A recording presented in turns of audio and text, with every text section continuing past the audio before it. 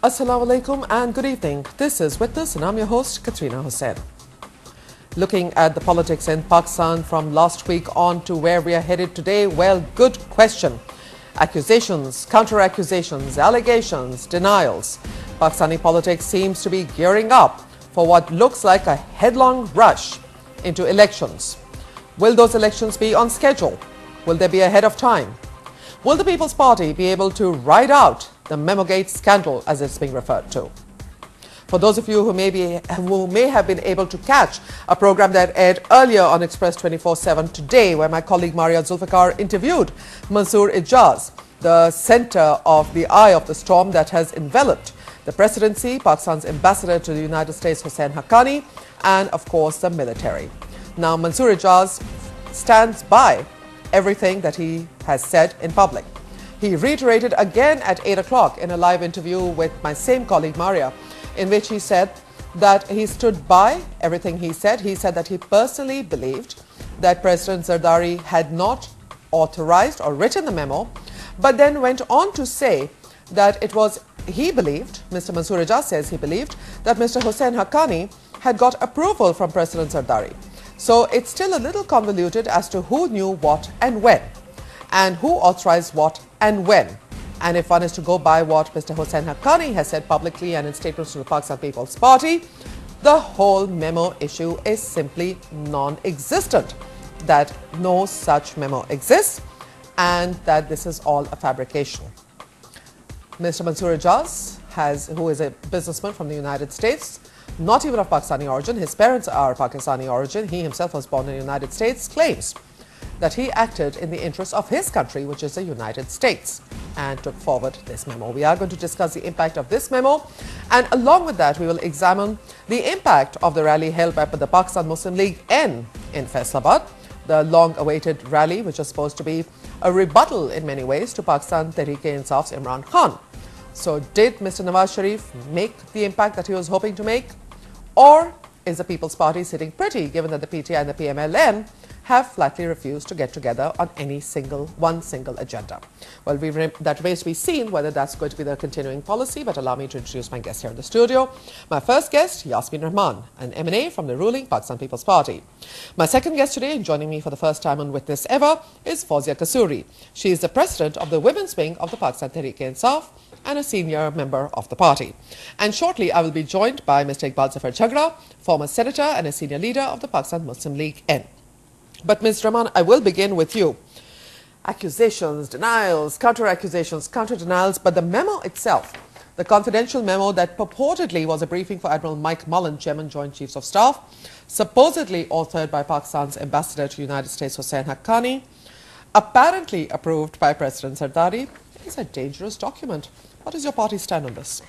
Quatrina, you have been, yourself you have said supposedly, allegedly, so nothing has been proved, and there we have the denial from Mr. Haqqani, the ambassador of Pakistan in US, who has categorically said that he was in, or during those dates which were, Mr. Ijaz is talking about the dates that Mr. Haqqani delivered him the memo and all that. He was in, Mr. Haqqani was in UK and he had meetings with some very senior, I can see the names of Chief of General Staff, then Parliamentary Secretary for Defence. From Britain. So, from These are for British UK. officials. So he was there. But of course, Mr. Mansoor Ijaz never claims that it was a physical handover. He says that it was done on email and via BlackBerry Messenger, BBM. So, and Mr. Haqqani is denying all this. I think Mr. Haqqani holds a very, very responsible position representing Pakistan in Washington. And there is no reason that we should not believe him. And why should we be believing anybody who is just crops up and says he doesn't have any sympathy or anything with Pakistan, to do with Pakistan, rather than he's safeguarding the interest of his own homeland, where which is fair enough. That's I mean, fair he is enough. an American citizen. Then why not we be as guarding the interest of our own homeland, our state of Pakistan? This is a very, very serious allegation. After WikiLeaks, something or after some things are cropping up just without any, I would say, valid reasons, without any proof, without any substantial evidence. It's just anybody getting up in the world and laying accusations on Pakistani ambassadors. He is not laying accusations only. Because Mr. Mansoor Ijaz is not here himself, he's been on our programs with my colleagues earlier today. But Mr. Mansoor Ijaz says that he showed the evidence to General Shuja Pasha of the ISI in London. He says but that how do we know that whether what he's saying is correct? I mean, General Pasha should nobody has contacted General Pasha. He's not the world's easiest person to contact. Yes, so I understand that. But how do we, I mean... how do you verify that? that? Mr. Mansoor Ijaz maintains, again I have to keep quoting Mr. Mansoor Ijaz because that's the issue here. Mr. Mansoor Ijaz maintains that he stands by everything. He has records of all the phone conversations. He has transcripts of the email exchanges. The BlackBerry Messenger, of course, is not an easily manipulated thing. You would have to go to BlackBerry itself to get fake BBM messages on that. He seems to have gotten a substantial technological advantage over here. Quatrina, I don't see it. I mean, first of all, we have to believe what Mr. Haqqani is saying on a very, very responsible position. And today Farhanaz was also on the media, I could see, and she categorically invited for a forensic investigation into all this matter, because it's very disturbing for all of us, and especially for her and all of the party. Particularly, also, just to explain to people who may not know this, it is absolutely irrelevant in many ways, but Farhanaz Isfahani, an MNA for the Pakistan People's Party, one of the spokespersons of the presidency, is also Mrs. Hossain Haqqani. That I raise simply to clarify why Yasmeen Rehman is saying this, but Farhanaz independently, of course, is a senior member of the party. And so she was, she categorically asked for the detailed investigation. So we are very confident that what we are demanding is an investigation, and that's our right to do so, to clear all these alleged allegations and all these fabricated stories. I mean, I don't see it. You say the whole document is fabricated. The whole document is fabricated. You know, I have some reasons for that. Mr. Haqqani holding a very responsible position, even if there is a remotest chance of doing something like that, sort of as the I think there's some secret document. Why should he be giving to somebody who's so irresponsible like Ijaz Mansoor, and then Mr. Mullen, and then another officer from US today, officers coming? General Jim Jones also was brought into the equation by Mansoor Ijaz. So many people are involved in this. How can this be a secret document involving 10 people into this, and then it's a secret document? I don't see this thing. You just don't see this as a confidential memo? This is not a confidential memo, and this is just like WikiLeaks. It's just fake. You think it's fake? Some perceptions. I think it's some perceptions. Define perceptions. I mean, perceptions, somebody picking up here from here and there, just like WikiLeaks, and then fabricating a story and bringing it into the media. And I don't see this any evidence which can really substantiate, which can support that whatever Mr. Mansoor Ijaz is claiming is right, or whatever he's claiming, he has evidence. He should have come out with some evidence. It's not the evidence he's bringing out, the BlackBerry and all these things. I don't see this happening. And even today in the National Assembly, today was an important day after all this came. Nobody took up this issue. Nobody raised this issue, because that's a very important forum we have. And if it has some authenticity in this, whatever Mr. Ijaz Mansoor is saying, maybe National Assembly is the forum that should have been debated and when discussed. Mr. Jhagra arrives here, we will ask him. Ms. Kasuri, of course, your party is not represented in the National Assembly because your party chose to boycott the election. But this confidential memorandum, and I will say confidential memorandum, for those of you who are interested in reading it, it's on the internet. We downloaded it from the internet. There was no secret to this. Ms. Kasuri, one of the allegations that has been made against your party chief, Imran Khan, referred to this memo and described the author as Mr. Hossain Haqqani before any of this really became public. How did Mr. Imran Khan know or assume that Mr. Hossain Haqqani was the one who wrote this memo? You know, Quatrina, it was initially published in the Financial Times, and Mansoor Ijaz was, of course, the author. He wrote about it, and it was open to everybody. It was no secret at that time. It was subsequently picked up by the press here in Pakistan. Mr. Malik, who is a very responsible editor of the news, he wrote about it. Shaheen Sabai wrote an article on this. It's not like it was any secret information. And of course, people were already speculating and thinking about it. Now, see, my contention is that it's not about whether Mr. Haqqani at this point is innocent or guilty. But this is a very serious allegation. The nature of the allegation it's you know, we're talking about our armed forces. Before we come to the allegation itself, I want to clear up Imran Khan's role in this, because Mr. Imran Khan mentioned Mr. Hossain Haqqani by name. He said, he talked about the memo and he said Hossain Haqqani was the author. This was prior to any part of the BBM messages, and even when the BBM messages came out, portions of it were redacted. Names had been cut out, numbers had been cut out. Mansoor Ijaz did not give names initially. Mr. Imran Khan gave the information fairly early. I should point out that there was some speculation in the press that Imran Khan was present at the meeting between Mansoor Ijaz and General Shuja Pasha in London. That has been denied by Mansoor Ijaz today. But there are questions now being raised about Mr. Khan, what he knew and when he knew it. No, but this is totally false.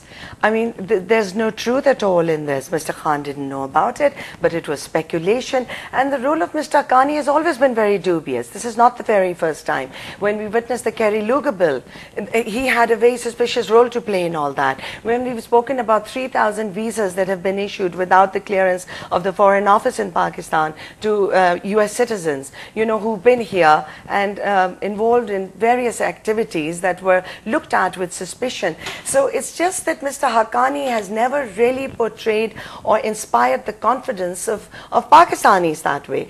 Yes, I understand that he's a political appointee, and it's okay to have political appointees as well. It's a tradition. But if you notice, Quatrina, even in the United States, when you make political appointments and when you send people as to represent your countries to foreign missions, there is a Senate committee that sits to clear them, to make sure that there won't be questions later on. So, I mean, you know, there are quite a few questions on the way he has been functioning, on the way that the embassy has been running, and this is not the first time that something like this has come up. But this is very serious because there is evidence being provided, and I think that there needs to be a judicial commission that needs to be set up. It needs to be looked into. It cannot be easily ignored. It should not be discarded. We should not just take the word of Mr. Haqqani or his wife, no matter how senior she is. This concerns the sovereignty of Pakistan. This involves a lot of sensitive information, and it must be looked at. Okay. I would like to now welcome former Senator Zafar Jhagra from the Pakistan Muslim League N joining us now. Senator Jhagra, welcome to the program. I'll give you a minute to catch your breath while I will quickly just recap for those of you who are actually... Sorry for coming late, actually. No problem. We understand that in live programs it does get difficult. Just to recap a little bit for you about what exactly this memo says, I am going to be really, you know, compressing it down because, as you can see, it's a pretty long and single-spaced document over here. This memorandum apparently came about after the killing of Osama bin Laden in May. And it basically goes on to say, during the past 72 hours since a meeting was held between the President, the Prime Minister and the Chief of Army Staff, there has been a significant deterioration in Pakistan's political atmosphere. It then goes on to say that they were concerned, and here I quote, civilians cannot withstand much more of the hard pressure being delivered from the army to succumb to wholesale changes. And then it goes on to say, request your direct intervention. The memo is now asking Admiral Mike Mullen at the time, request your direct intervention in conveying a strong, urgent and direct message to General Kiani that delivers Washington's demands for him and General Pasha to end their brinkmanship aimed at bringing down the civilian apparatus. That this is a 1971 moment in Pakistani history. Then it goes on to say, in the event Washington's direct intervention behind the scenes can be secured through your personal communication. Then it goes on to say, and to stand down the Pakistani military intelligence establishment, there will be the establishment of a new national security team with the full backing of the civilian apparatus to go on and do 6 things, including independent inquiries into the presence of Osama bin Laden, etc., etc., etc. I strongly advise you to read this document if you are interested. Mr. Jhagra, do you think this memo is real? Well, Quatrina, I can't say with surety that it is real, but what has transpired so far and what has been said about it, it has been actually Mr. Mullen's office has confirmed that this memo was received by them. So if it has been received, I don't think there can be any doubt about it, but still we say, okay, fine. If the government claims or Mr. Haqqani claims that this is not real and it was not written by him, then it should be properly inquired, and we should come to a conclusion. We want to make sure that it is actually true, and it is since, as I said, since what has transpired and what we have seen and what we have heard, it seems that it is true. But still, we want You're to giving a slight benefit of the doubt. benefit of the doubt, yes. So, Okay. if it is true, then really this is something very serious, and it definitely it is the question of the sovereignty of this country. You just can't ignore it, and if it is proved, then naturally whoever is responsible for it, he must be punished according to What the kind Constitution. of, when you say Article whoever 6. is responsible, Yeah. Mr. Mansoor Ijaz has said Hossain Haqqani with permission and sort of a blank check, so to speak, from the President of Pakistan. So how far would your party like to see this go? Will you be satisfied with just one rolling head? Oh no, I think whoever has ordered this sort of a thing is equally responsible. So it's not just rolling of one head. Everybody who was responsible should be actually punished for what he has Who do you done. think should conduct the inquiry? Well, we have very clearly said that there should be a judicial commission for that. A judicial commission. Yeah. Okay. Nothing less than that for nothing such a less than that. serious. And your situation. Nawaz Sharif gave a deadline of 9 days. In yesterday. 9 days, yes. PML-N often gives deadlines. Doesn't seem to bother the People's Party much. No, they have to be bothered now. You know, They have to be bothered now. In the past, we've been giving them opportunities and different areas. We have been very accommodative and trying to make sure that the system goes on and nothing happens, so that the People's Party can complete that tenure. But what is happening and what we are seeing, well, we are sorry to say that things are not going their way, actually. Okay. Ms. Kasuri, will your party, Pakistan Tehreek-e-Insaf, join into these demands for an inquiry? What kind of inquiry do you want?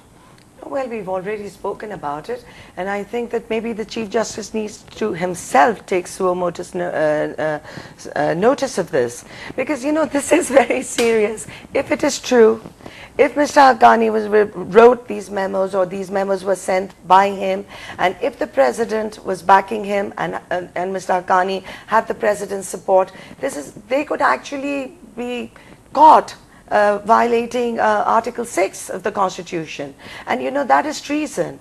So I mean, it's a very serious those offense. are strong words. But these are not my words. These are the legal luminaries in Pakistan who've been talking about it very openly, because this is a contravention of so many other articles. I've got them all written out here, and I obviously don't know them by heart. I'm not a legal person, but you know, Article 2A, 5, 9, 10, 243, 245, 42.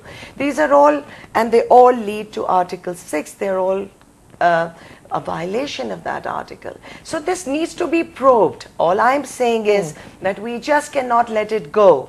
There needs to be a thorough investigation into this, and we need to bring those who are responsible for this kind of well, it's not even a mischief, actually, it's a serious crime in my eyes, and they need to be brought to books. Mr. Jhagra, will you take it that far? Article 6? Of course, yes. I already said that. Okay. That But you didn't mention Article 6. That's what I'm asking, because treason is a strong word. I did. You did. Okay. Treason, naturally, it is under Article 6 treason, actually. Mr. Rahman, strong words coming here now from two very major political parties, PML-N and PTI. Is your party taking this seriously enough? Because there seems to be a... Of course, Quatrina, we are taking it very seriously, and I agree with both of my Ms. Kasuri and Jhagra Saab. The investigation should be a detailed investigation, as I earlier said, and as Ms. Kasuri herself said, that it can be a suo motu notice, can be a judicial commission, it can be any form of investigating body that should investigate into this matter, because somebody very irresponsible like Mansoor Ijaz coming up with these allegations, these statements, and nobody checking him, this is not fair to the government of Pakistan and to the state of Pakistan itself. I mean, this is encouraging, this may be a sort of encouragement Why do you to think others. Mansoor Ijaz would do something like this? I mean, as Mr. Haqqani, I could read his statement, what his message was like. He had some hidden agenda, bizarre sort of some agendas, or maybe some publicity and international fame, just getting up and without any evidence, without any substantial evidence, without any real evidence, coming up with some statements on the media. This is media is very important. I know today the messages are spread through media, but he could have taken it on a very, very serious forum, all these, if he has what allegations, if he has any proof of these allegations. This is just like WikiLeaks sort of a perception coming up here from here and there, and then concocting a story, and then I don't see this. This is really, too many people are involved in. How much pressure is your government facing right now because of this? I mean, it's, we are concerned about it. Definitely, I could see it even in the National Assembly that we are definitely concerned. But I really, I mean, I'm speaking for myself, almost from my heart.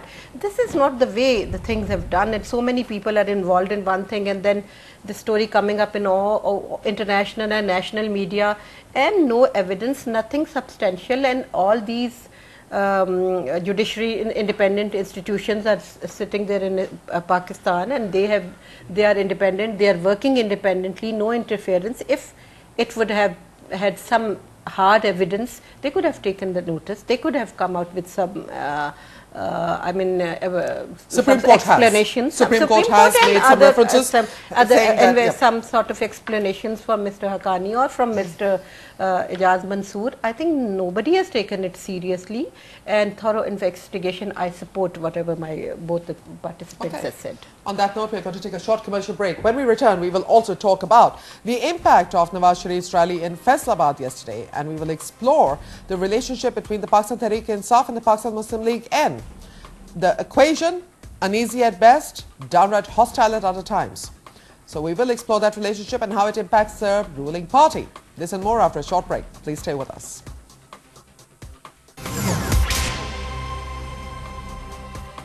And welcome back to Witness. The amount of rallies that are taking place in Pakistan these days really makes one almost think that elections are right around the corner. This is the kind of activity we see prior to campaigning.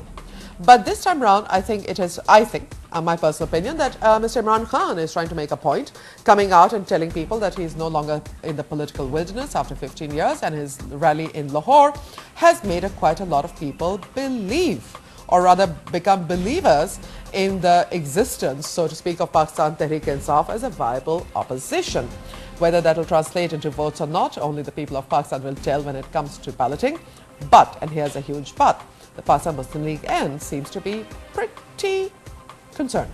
I'll leave it at that. Mr. Jhagra, how concerned are you about Pakistan Tehreek-e-Insaf pulling off a pretty tumultuous rally right in the heartland of the PML-N? Well, thank you, Quatrina. And let me make one thing very clear, that our rallies had actually nothing to do with the Imran Khan's program in Lahore. Okay. This schedule was announced irrespective of their program, which was chalked out by their party.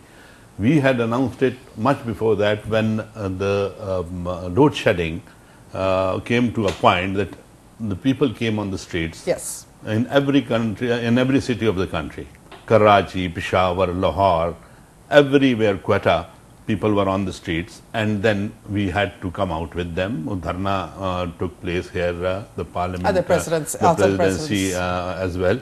So these rallies are actually part of that movement which we had started against the government. So it's not a tit for tat against the PTI. It was not at all a tit for tat against Imran Khan or his program. They had a good show. Nobody would deny that. Yes, they had a good program in Lahore.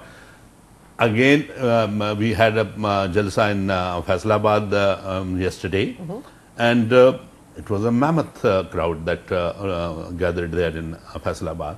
But again, I would say that there is no comparison. Now, if you want to, very much a comparison. If you want to compare the jalsa in Lahore and Faisalabad, I would say that. And when I say there is no comparison, I say it because the jalsa in Faisalabad was confined to the people of Faisalabad. Oh. Yes. Okay. And the jalsa in Lahore was actually countrywide. So, same is the case with Lahore. The jalsa in Lahore was confined to Lahore and some cities around it. We'll give you that. I don't want to get into the numbers game and all. Yeah, That's not, so that is, but Imran this is Khan is here to something stay. that we are carrying out our rallies just because of that movement and Let's the policies of now. the government. Nothing to do with their program. They have the right. They are a party, and we have always welcomed any party. MQM came to Lahore and we welcomed them and we said, go ahead. If Imran Khan has every right to have his show everywhere. Mr. Nawaz Sharif yesterday was careful not to name Imran Khan or the Tehreek-e-Insaf, but Chaudhry Nisar Ali Khan did. He went ahead and he said that Imran Khan should and the Tehreek-e-Insaf need to go to court, and sort of extended what seemed like a little bit of an olive branch to the Tehreek-e-Insaf. Am I correct in that assessment? Well, we had made it clear even previously that if you look at our goal, the goal is common, and that is against the policies of the government. So if you look at that goal, we are actually moving on the same path. But when it comes to Imran Khan's speeches, it is a bit too much targeting of PML-N and Mr. Nawaz Sharif, which I believe should not have been like that. But anyhow, he has his own reasons, and my colleague here can have better comments on that as to why they are doing that. Mr. Jhagra saying that he and his party believe that you all are moving towards the same path, protesting against the wrong policies of the government, but your party doesn't quite see it that way, do you? Quatrina, Pakistan Tehreek-e-Insaf and Imran Khan. From day one, nothing has changed about the path that we have, the vision that Imran Khan has for Pakistan. From day one, we have spoken about Insaf. We have spoken about justice, we have spoken about systems, about institutions, and about sanity in Pakistan. We have always spoken about keeping Pakistan's national interest. That is the paramount, that is the motivating force. Very idealistic, Ms. Kasuri, I give you that, but the specific... No, but we have to have ideals. If you don't have ideals... Is Tehreek-e-Insaf going to be a spoiler in the game? No, we are not going to be the spoiler. We are going to be the winners, inshallah. Because our war is not with PML-N or the People's Party or JUI or any other political party in the country. Our war is against poverty. Our war is against corruption, against injustice. Our war and our politics is for the people of Pakistan. Why are you, Mr. Jhagra has accused your party of targeting Nawaz Sharif and PML-N more? It's all right. It's fine. He is, he's entitled to his opinion. Are you targeting PML-N more? I'm saying we are against the forces of status quo. Pakistan Tehreek-e-Insaf is a party that has always stood for justice, and we are anti-status quo. We want justice in our country. We want to feed our people. We want to build schools for our people. We want good healthcare systems. We want clean drinking water for our people. Both these respectable parties, my respected colleagues are sitting here, they have been in government. They have been major political parties and still are. But have they delivered? What have they given to Pakistan?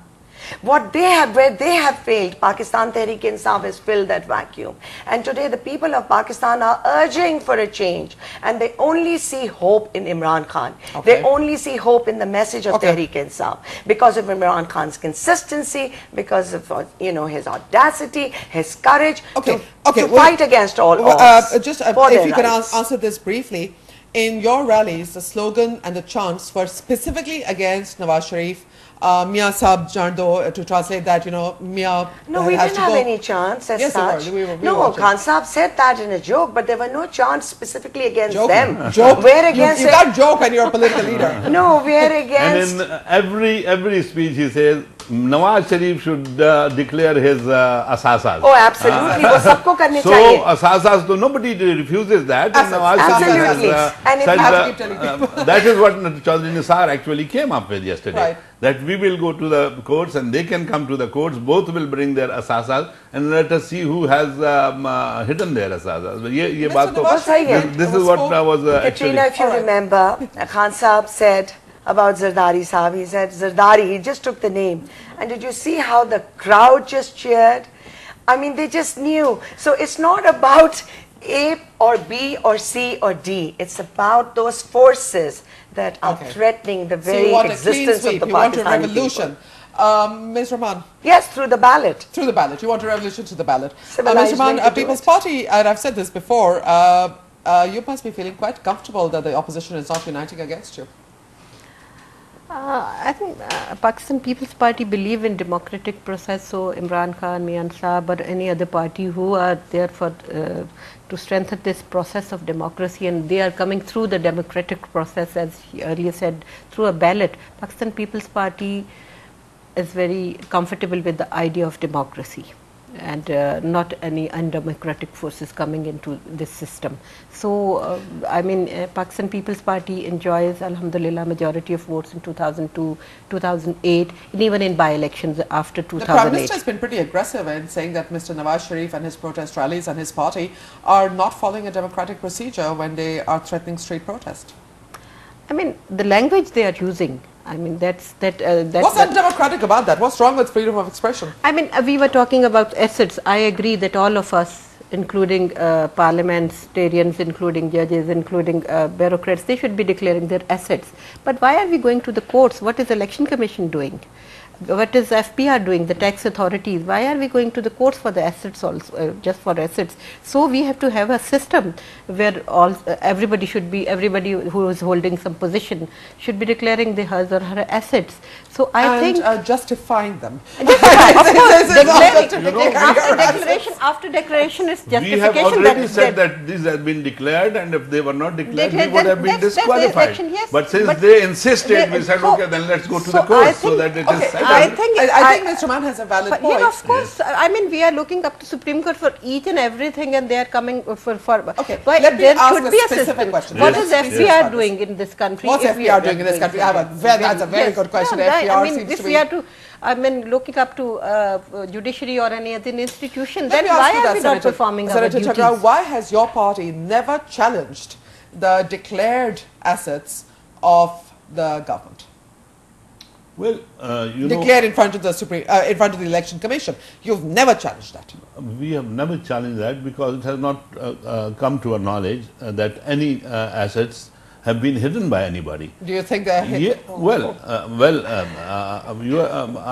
what I mean to say, they may be, but it has never come up actually. That, do you believe that anybody from the People's Party has hidden assets? You know, as the People's Party, as far as the People's Party is concerned, the cases against Mr. Zardari are already there, but since now he enjoys protection immunity under the from Constitution, prosecution, and we are even the Supreme Court has given a judgment, but he enjoys that immunity. So he can't be actually.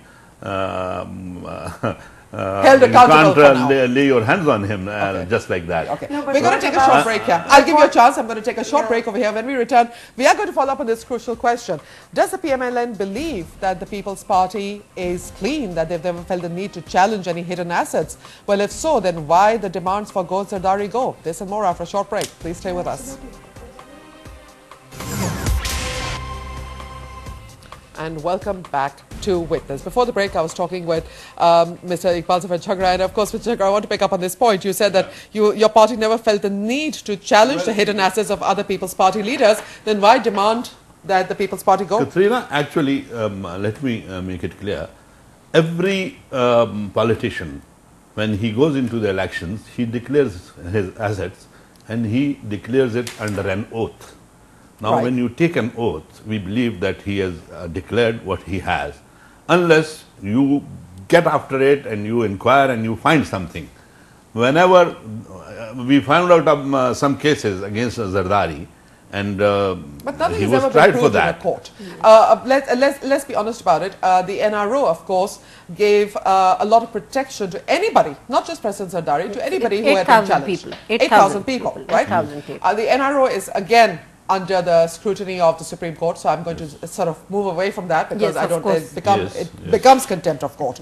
But very, very significantly, the PML-N is not seem to be very clear about what you all want.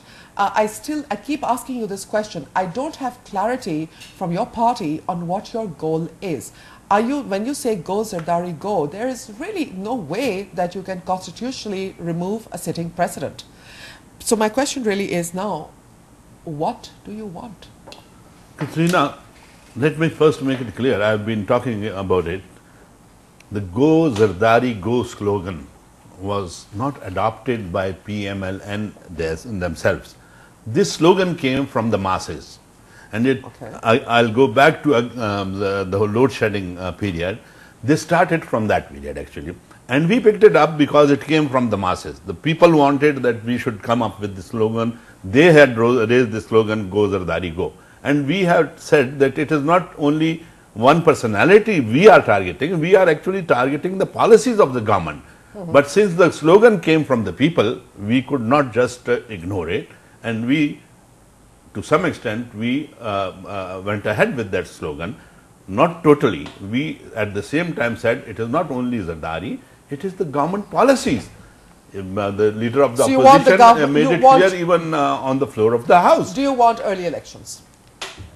We want early elections. We never wanted early elections. We have stood with People's Party and we have always tried our level best that they complete their term. Agreed.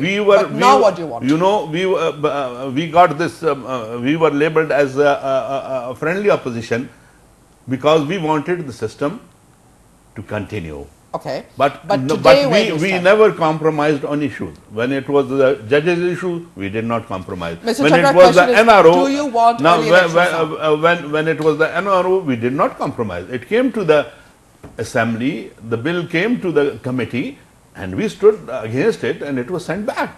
Okay. So now, on issues there was no compromise. Do you want? Now actually the people of Pakistan are totally fed up. They have blamed us that we have given them ample of time, more than what they should have got, and now they believe that even one day given to this government is going to cost us a lot. So Mr. Nawaz Sharif then declared, now since the people are demanding Go Zardari Go, from today on I'll be seen with the masses of Pakistan, not with the government in any way in which in the past we have tried that the government should complete their tenure, because we believe that completing the tenure would be in the interest of the system. Unfortunately, when the people came out on the streets, we could not stay back. Now we have to be with the people. We have promised them and we have said, now we are with you and we will make sure that the government either mend their ways, apna qibla durst kare, ya phir wo chale jaye. So this is what direct we translation, want actually. Either mend your ways or leave. That's your demand now. That's our demand. Okay. Ms. Kasuri, that would benefit your party tremendously if the government does go. Your party is out of the political wilderness, but still in parliamentary wilderness. Quatrina, I'd like to say something before we proceed any further. PML-N is government too. They are ruling the biggest province of Pakistan, the majority province of Pakistan, where we see totally deteriorated law and order situation, unemployment, high food prices, food inflation going through the roof, shortages, whatever, water, electricity, whatever the issues may be, all issues that have been affecting the people all over the country, and especially in Punjab as well. In 2008, from 47.1 million, and these are not my figures, these are figures that have been quoted by, good analysts, from 47 million people who were living below poverty lines, today they've gone to 74 million. In 3 years, thanks to the People's Party government and to the Muslim League Nawaz government, poverty has doubled in Pakistan. They are borrowing 500 crore rupees every day. The burden, the debt on the people of Pakistan, the people are drowning. Federal government or the PML? The federal government. The federal government. Okay. If you look at all our institutions today in Pakistan, look where they are. They have all been destroyed, annihilated is the word for them. You look at PIA, you look at railways, you look at WAPTA, you look at PEPCO, you look at Pakistan steel mills. Lot of theft, lot of embezzlement.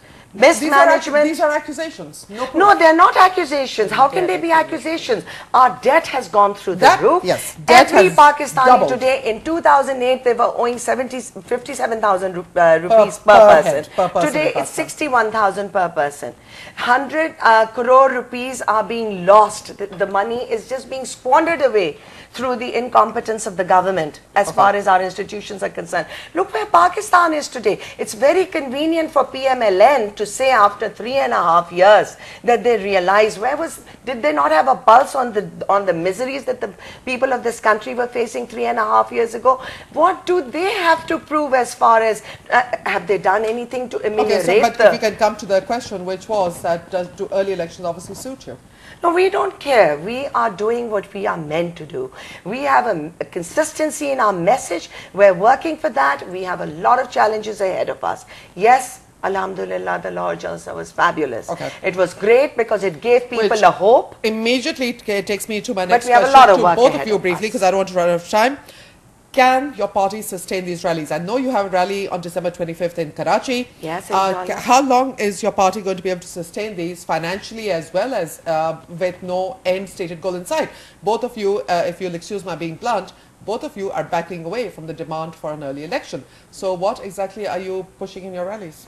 No, we are trying to convey our message to the people.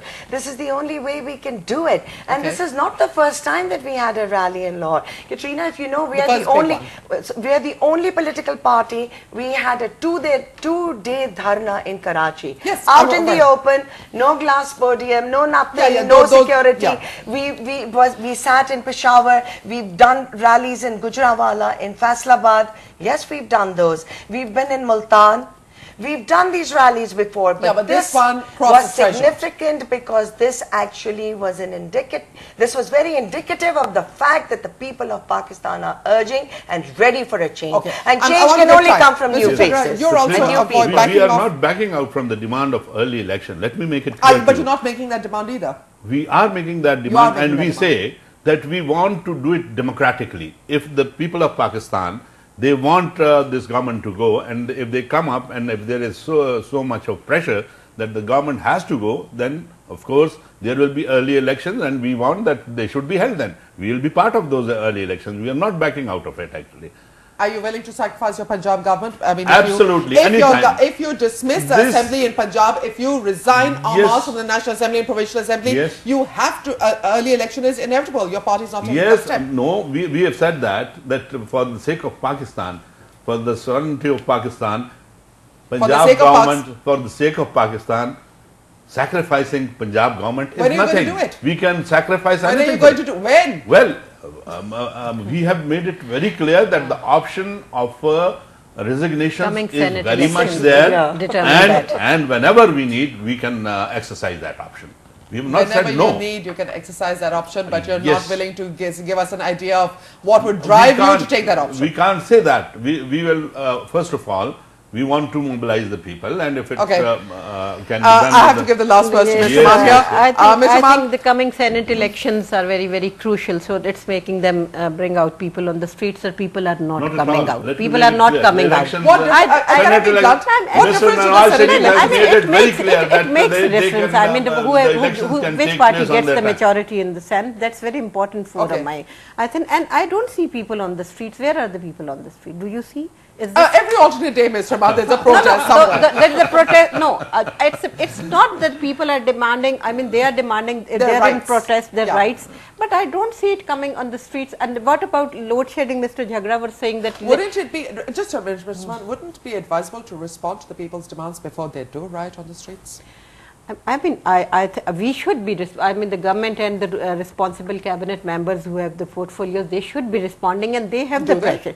They do. They have to improve their efficiency. They have to bring. They have to improve their efficiency. I think that's the most honest statement I've heard from the People's Party. They have to improve it. I mean, we have to deliver. One thing about Ms. Kasuri talking about the poverty, I agree that the poverty, people have gone down. The poverty line, the percentage has increased. The increase in population, we have to control our population. We have, So why do you not talk about but it? No, there are so many things that we are talking about, but we are not coming out with some policies. It's in the Pakistan government, People's Party government, alhamdulillah, it is a number policy game. has to come from the government. Even if the opposition is the government investing, and if they have a substantial policies, they can come out with the government. We had given No, they have not given us.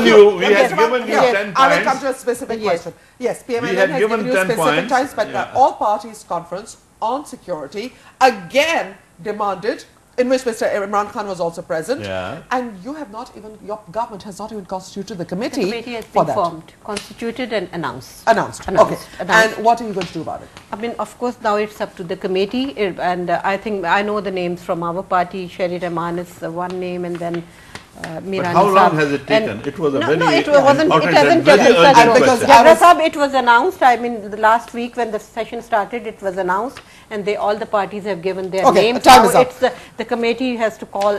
And on one point, I have to Briefly, support very briefly, Ms.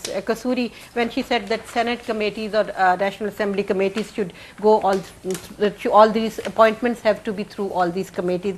I hope and I wish that the day will come when these Senate and National Political Assembly are strong appointees will be- committees are strong enough to make those appointments. That will be really All right, I'm very afraid positive thing. I'm afraid we're going to have to leave it there. I'd like to thank my guests, Yasmeen Rehman, Fauzia Kasuri and Zafar Jhagra for having taken part in today's rather important discussion.